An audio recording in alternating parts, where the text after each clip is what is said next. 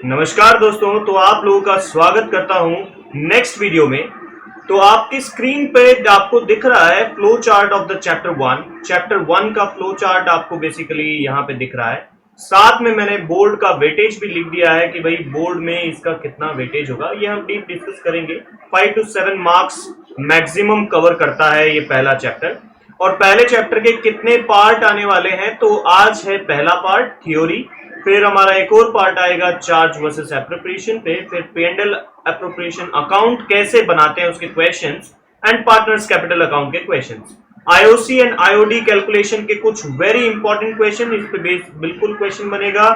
Past adjustments, very IMP topic, base of the whole chapter and guarantee of the profit will be the last part of this chapter. ठीक है, तो ये सारे part होने वाले हैं। तो चलिए let us start with the fundamentals of partnership theory class. ठीक है, सो सबसे पहले ओल्ड रिवीजन करना जरूरी है कॉन्सेप्ट्स का, और हम क्यों पार्टनरशिप को पढ़ रहे हैं ये भी बहुत जरूरी है। देखिए एक्चुअली पार्टनरशिप है क्या, सबसे पहले तो वो हम समझते हैं। तो पार्टनरशिप एक्चुअल में एक फॉर्मल एग्रीमेंट है। क्या है? एक फॉर्मल एग्रीमेंट है। और ये एग्रीमेंट किनके बीच में है? तो बिटवीन 2 और मोर पार्टीज। ठीक है, 2 या 2 से ज्यादा पार्टीज के बीच का ये एक फॉर्मल एग्रीमेंट होता है। पार्टनरशिप जो है एक फॉर्म ऑफ बिजनेस है, जो हमने लास्ट ईयर पढ़ा भी था। ठीक है, फॉर्म ऑफ बिजनेस है। पार्टनरशिप जो है इंडियन पार्टनरशिप एक्ट 1932 के सेक्शन 4 में डिफाइंड है। ये याद रखिएगा, इस पे बेस आपका एमसीक्यू बन सकता है।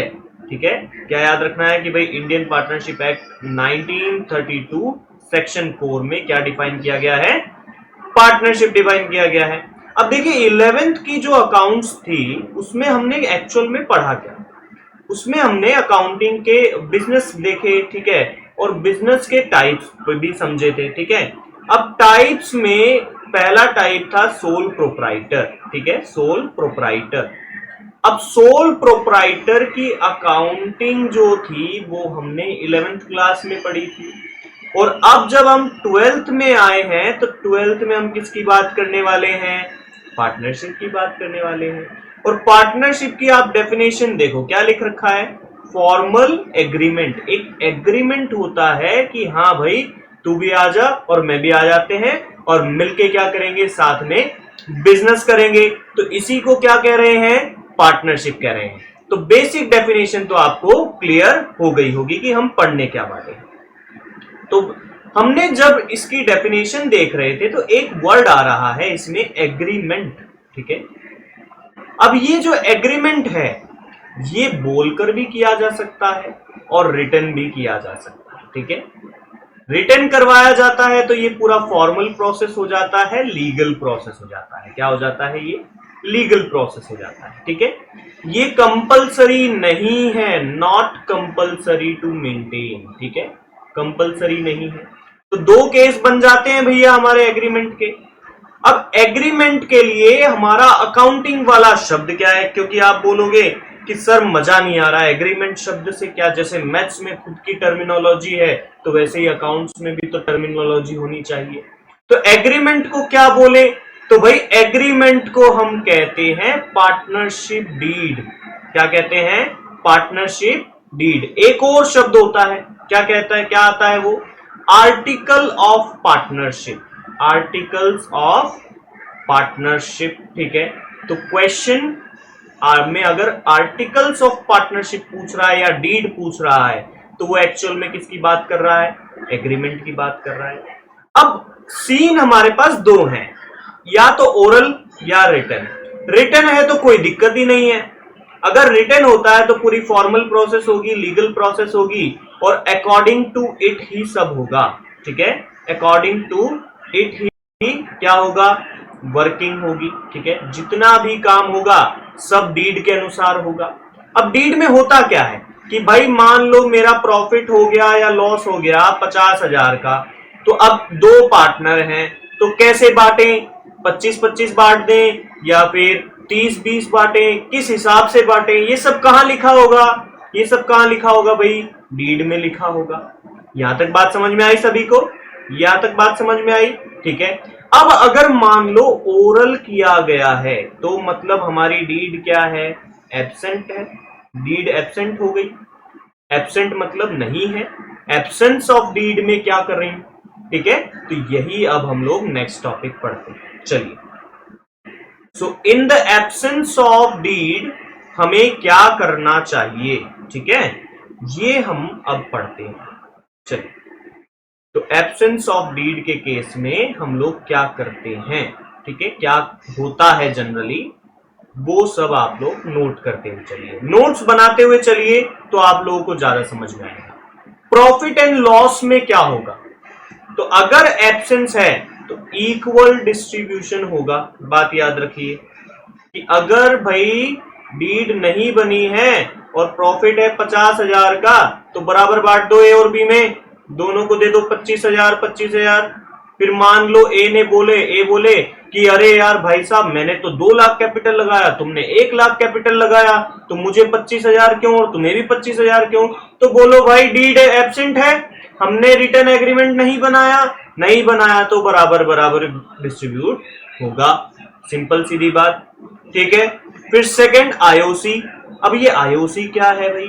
आईओसी होता है interest on capital. Interest on capital. मान लो ए बोल रहा है ना कि मैंने तो 2 लाख रुपए लगाए थे बिजनेस में, और बी बोल रहा है मैंने 1 लाख लगाए थे, तो मेरे इसके ऊपर कोई इंटरेस्ट मिलेगा क्या? मुझे, मैंने पैसा रखा है बिजनेस में तो मुझे कुछ तो फायदा होना चाहिए। जैसे हम बैंक में रखते हैं तो 2-3% इंटरेस्ट मिल जाता है, तो क्या इस 2 लाख का हमें कुछ मिलेगा?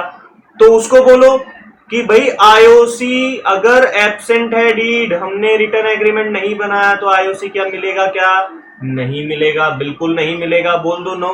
सिंपल। ठीक है। इसके बाद तीसरा पॉइंट हमें ध्यान रखना है आईओडी का। आईओडी क्या बला है भाई? Interest on drawing. क्या है भाई? Interest on drawing. ड्रॉइंग का मतलब क्या होता है? चित्रकारी नहीं, अकाउंट्स वाला ड्रॉइंग है। अकाउंट्स वाला ड्रॉइंग का मतलब क्या हुआ? पैसा निकालना। बिजनेस में से क्या कर लेना? पैसा निकाल देना। अब पैसा पर्सनल यूज के लिए निकाला जा रहा है तो उसे हम ड्राइंग कह रहे हैं। ठीक है। और अगर बिजनेस के यूज के लिए निकाला जा रहा है तो वो ड्राइंग नहीं होती। तो उस पे इंटरेस्ट देना पड़ेगा क्या? तो इसका जवाब आएगा नो, नहीं देना, बिल्कुल नहीं देना। एब्सेंट है डीड, मजे ही मजे। ठीक है। आईओएल। आईओएल क्या बोला है? तो interest on loan. Interest on loan. अब ये 2 केस हो जाते हैं इसके। ठीक है। 2 केस क्या आ जाते हैं? इंटरेस्ट ऑन लोन पार्टनर ने लिया है, ठीक है, या फिर फर्म ने लिया है। अगर फर्म लेगी तो 6% के हिसाब से इंटरेस्ट देना है। ठीक है। अगर फर्म ने लिया है, ठीक है, फर्म लेती है, ठीक है, तो 6% के हिसाब से क्या करना है? इंटरेस्ट देना पड़ेगा। कंपनी ने पैसा लिया तो इंटरेस्ट तो देना पड़ेगा। और अगर पार्टनर लोन लेता है, यानी ड्राइंग कर ली उसने एक तरीके की, तो कोई इंटरेस्ट क्या होगा? नहीं मिलेगा, या नहीं दिया जाएगा, या नहीं लिया जाएगा। बात क्लियर है यहां तक? अब लास्ट पॉइंट क्या? रेमुनरेशन। रेमुनरेशन में क्या भला है भाई? ये कौन सा शब्द आ गया सर? तो रेमुनरेशन में आ जाती है आपकी सैलरी, ठीक है, आपका बोनस, आपका कमीशन। ठीक है। कोई पार्टनर बोल रहा है कि यार मैंने एक्स्ट्रा रुक के काम किया तो मेरे को सैलरी दो बिजनेस में, तो उसको बोल दो साफ क्या? बड़े बड़े अक्षरों में बोलो नो। पार्टनरशिप में, एग्रीमेंट में आप बड़े बड़े अक्षरों में क्या? नो। ठीक है। तो कोई रेमुनरेशन भी उसने नहीं मिलना है। ठीक है। ये इसका ले लीजिए फटाफट से स्क्रीनशॉट। चलिए, अब आगे हम डिस्कस करते हैं, और आगे हम और थ्योरी और एक और बेसिक क्वेश्चन पे बात कर लेते हैं, जिसपे बनता है ऑब्जेक्टिव, जो कि है range of partners. Range of partners. क्या रेंज में पार्टनर्स एक कंपनी हायर कर सकती है? तो इसमें हम मिनिमम पे अगर बात करते हैं कि इतने तो चाहिए ही चाहिए, तो कितने चाहिए भाई? 2, मिनिमम कितने होने चाहिए 2। अब मैक्सिमम के लिए कोई प्रावधान नहीं था, ठीक है, मैक्सिमम के लिए क्या नहीं था भाई, कोई भी प्रोविजन नहीं बनाया हुआ था। तो अब प्रोविजन नहीं बनाया हुआ था तो लेकिन उसके लिए फिर बाद में गवर्नमेंट ने क्या किया, एक रूल नंबर 10 दिया, ठीक है। रूल नंबर 10 कहां से दिया, कंपनीज मिसलिनियस रूल्स में से, ठीक है, किसमें से दिया है, out of companies miscellaneous rules, ठीक है, of Indian partnership act in 1932। इसमें क्या बोला कि अब मैक्सिमम कितने हो सकते हैं, 50 ही से, इससे ज्यादा नहीं। तो रेंज ऑफ पार्टनर्स क्या हो सकती है, 2 से लेके 50 के बीच में, ठीक है। तो इस पे एक न एक ऑब्जेक्टिव आपका बन सकता है, ठीक है।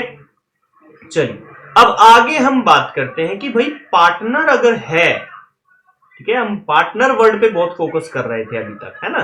तो पार्टनर कौन हो सकता है, हु कैन बी, ठीक है, who can be a partner, this is our next question. तो partner can be any one, ठीक है, partner can be any one except, सिर्फ इनको छोड़कर, किनको छोड़कर, द नंबर 1 माइनर, ठीक है, नंबर 2 अनसाउंड माइंड, ठीक है, अनसाउंड माइंड भी पार्टनर नहीं हो सकता, और नंबर 3 लास्ट डिस्क्वालिफाइड, जिसे भारत सरकार ने डिस्क्वालीफाई कर रखा हो। अब ध्यान दीजिए, माइनर कुछ केस में पार्टनर बन सकता है, कैसे केस में पार्टनर बन सकता है, माइनर ऐसे केस में पार्टनर बन सकता है सिर्फ और सिर्फ अपने प्रॉफिट के लिए। अगर कंपनी में लॉस होगा तो माइनर को पार्टनर काउंट नहीं किया जाएगा, और अगर कंपनी में प्रॉफिट होता है तो उसको हम पार्टनर बना सकते हैं। तो minor can be partner only for profit, ठीक है, ओनली फॉर प्रॉफिट अलाउड है, ठीक है, माइनर सिर्फ प्रॉफिट में अलाउड किया जाता है। अनसाउंड माइंड क्या होता है, मैड आदमी, क्रेजी आदमी, पागल आदमी, ठीक है, वो अनसाउंड माइंड होता है, तो वो भी अलाउड नहीं है। डिस्क्वालिफाइड कौन हो गया, फॉर एग्जाम्पल मान लो इंडिया है हमारा देश, भारत, ठीक है, तो अब भारत की अगर लड़ाई हो गई, ठीक है, मान लो किसी देश से, लेट से पाकिस्तान से हो गई, ठीक है, अब पाकिस्तान से बहुत भयंकर युद्ध हो गया तो हमने बोल दिया कि पाकिस्तान को हम बैन कर रहे हैं हमारे देश से। तो ये पाकिस्तान का अगर कोई पार्टनर है आपका, ठीक है, तो ये हो गया डिस्क्वालिफाइड, ये क्या कहलाएगा, डिस्क्वालिफाइड, तो ये आपका पार्टनर नहीं हो सकता। तो अगर पार्टनर को गवर्नमेंट ने बैन कर रखा है, डिस्क्वालीफाई कर रखा है, तो वो पार्टनर नहीं कहलाएगा। समझ गए आप लोग, ठीक है। तो ये था बेसिक्स कि हु कैन बी पार्टनर। अब हम आगे बात करते हैं what are the rights of partner, ठीक है, पार्टनर के क्या अधिकार हैं, उसे क्या राइट्स मिलते हैं, ठीक है। ये थ्योरी क्वेश्चंस हैं, ठीक है, राइट्स पे क्या क्या, अब प्रॉफिट एंड लॉस में उसका पार्ट होगा, ठीक है, फर्स्ट राइट कि भाई उसको प्रॉफिट एंड लॉस में अधिकार मिलेगा। उसके बाद अगर आईओसी का प्रावधान है, इंटरेस्ट ऑन कैपिटल का अगर डीड में बताया गया है तो उसे इंटरेस्ट ऑन कैपिटल भी मिलेगा, ठीक है। नंबर 3 डिसीजन मेकिंग में पार्ट ले सकता है, डिसीजन मेकिंग में पार्ट ले सकता है, ठीक है। Number 4 admit a partner, admit भी कर सकता है किसी पार्टनर को पार्टनरशिप में भी ला सकता है, किसी नए पार्टनर को ला सकता है। नंबर 5 रिटायर कर सकते हैं किसी पार्टनर को इफ अगर they are in majority, retirement of partner भी करवा सकते हैं अगर क्या हो, मेजोरिटी हो, मेजोरिटी ऑलवेज विंस बच्चा लोग, ठीक है। तो ये बेसिक राइट्स हो गए। अब आगे हम बात करते हैं कि भाई अकाउंटिंग प्रोसेस क्या होती है पार्टनरशिप में, अकाउंटिंग प्रोसेस ऑफ पार्टनरशिप, क्या क्या प्रोसेस होती है पार्टनरशिप की अकाउंटिंग प्रोसेस। वो अब हम डिस्कस कर लेते हैं। तो भाई सबसे पहले हम लोग बनाएंगे P and L appropriation account. अब भाई ये एप्रोप्रिएशन क्या हो गया? लास्ट ईयर तो हमने बड़े लफड़े झेले थे पी एंड एल अकाउंट को देखते हुए, है ना, बहुत हालत खराब हुई थी पी एंड एल अकाउंट को देखते हुए। और चलो पी एंड एल अकाउंट तो झेल लिया, पी एंड एल अकाउंट से मिलता क्या था? नेट प्रॉफिट मिलता था। और ये भी छोड़ें, अगर हम और डिटेल में डिस्कस करें, प्रॉफिट को और डिटेल में डिस्कस करें, तो सबसे पहले हमें मिला ग्रॉस प्रॉफिट। कहां से मिला? ट्रेडिंग अकाउंट से। उसको हम लिखे पी एंड एल अकाउंट में। ठीक है, पी एंड एल अकाउंट से हमें क्या मिल जाएगा? Net profit. कैसे नेट प्रॉफिट मिलेगा? इसमें हम लोग क्या करते थे, थोड़े बहुत एक्सपेंसेस को माइनस कर देते थे।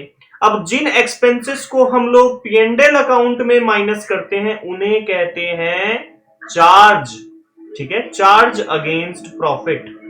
Charge against profit. प्रॉफिट में से, ग्रॉस प्रॉफिट में से जो भी एक्सपेंसेस माइनस होता है उसे बोलते हैं चार्ज अगेंस्ट प्रॉफिट। तो वो माइनस करने से हमें क्या मिला? नेट प्रॉफिट मिला।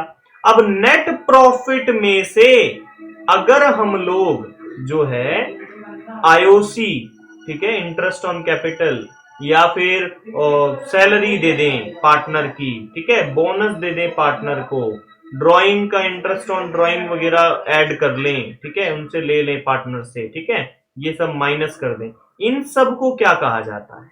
इन सब को बोला जाता है एप्रोप्रिएशन। एप्रोप्रिएशन। एप्रोप्रिएशन वर्ड का मतलब क्या होता है? डिस्ट्रीब्यूशन।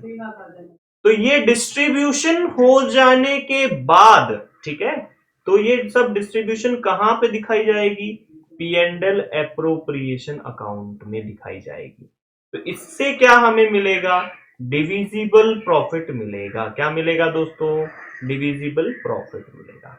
पार्टनर्स के बीच में जो पैसा बांटना है वो मिलेगा। अब 11th क्लास में क्या होता था कि भाई एक ही पार्टनर, एक ही व्यक्ति है, तो उसी को सारा प्रॉफिट क्या कर देंगे, सारा पैसा जो है उसी को मिल जाएगा, है ना, एक ही को। लेकिन अब यहाँ पे क्या हो गया कि दो लोग हो गए हैं, तो अब ये जो पैसा है ये इसको भी जाएगा और इसको भी जाएगा। समझ रहे हैं आप लोग, है ना? अब ये जो पैसा है ये पहले पार्टनर को तो मिलेगा ही मिलेगा और दूसरे पार्टनर को भी देना पड़ेगा। तो ये डिवीजन जो है ये हम लोग यहां से निकालते हैं, P and L appropriation account से बनाते हैं। तो ये बेसिक्स आपको पी एंड एल एप्रोप्रिएशन का याद रखना है।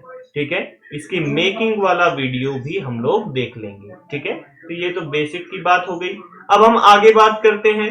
तो P and L appropriation account के बाद, एप्रोप्रिएशन के बाद जो है हम लोग क्या करेंगे? कैपिटल अकाउंट बनाएंगे।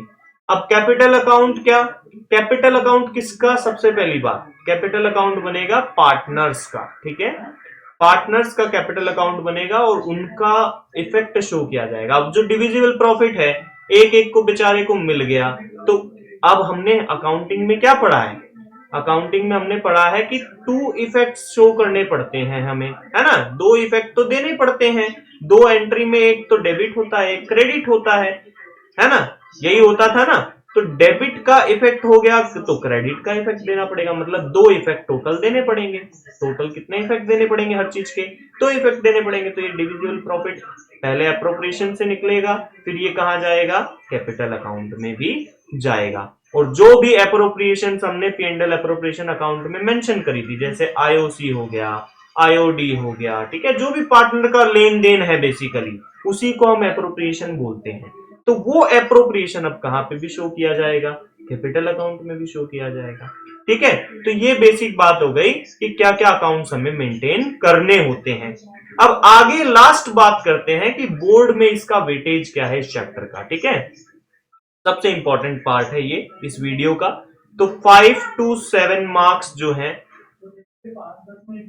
बोर्ड में ये चैप्टर आता ही आता है, जिसमें से जो अगर मैं पास्ट ट्रेंड देखूं तो 2 मार्क्स पे theory based question, theory based MCQ बनता है।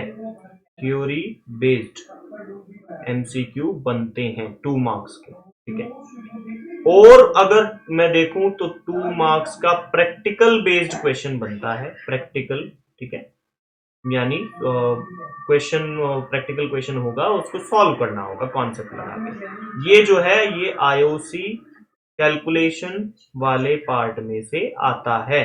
ठीक है, जो हमने अभी फर्स्ट में ग्राफ देखा था ना, तो ये ग्राफ में आईओसी आईओडी कैलकुलेशन है ना, इससे एमसीक्यू बन सकता है, और ये जो थ्योरी पार्ट है इससे भी एमसीक्यू बन सकता है। ठीक है, तो ये पार्ट जो आज हमने किया है ना, ये बहुत इंपॉर्टेंट है, और इसमें भी सबसे ज्यादा इंपॉर्टेंट क्या है, तो सबसे ज्यादा इंपॉर्टेंट था ये वाला सीन, रेंज ऑफ पार्टनर, जिसमें हमने पढ़ा था, और पार्टनरशिप डीड के एब्सेंस में क्या होता है वो हमने पढ़ा था। और लास्ट कंफर्म्ड चीज, अब यहां पे क्या होता है, ये 1 से 2 मार्क्स में हो सकता है। ठीक है, ये मिनिमम 1 मार्क्स का आएगा ही आएगा, 2 मार्क्स मैक्सिमम हो सकता है। यहाँ पे भी मिनिमम 1 मार्क्स, 2 मार्क्स मैक्सिमम। और सबसे इंपॉर्टेंट जो है वो है 3 मार्क्स का एक फिक्स्ड क्वेश्चन है।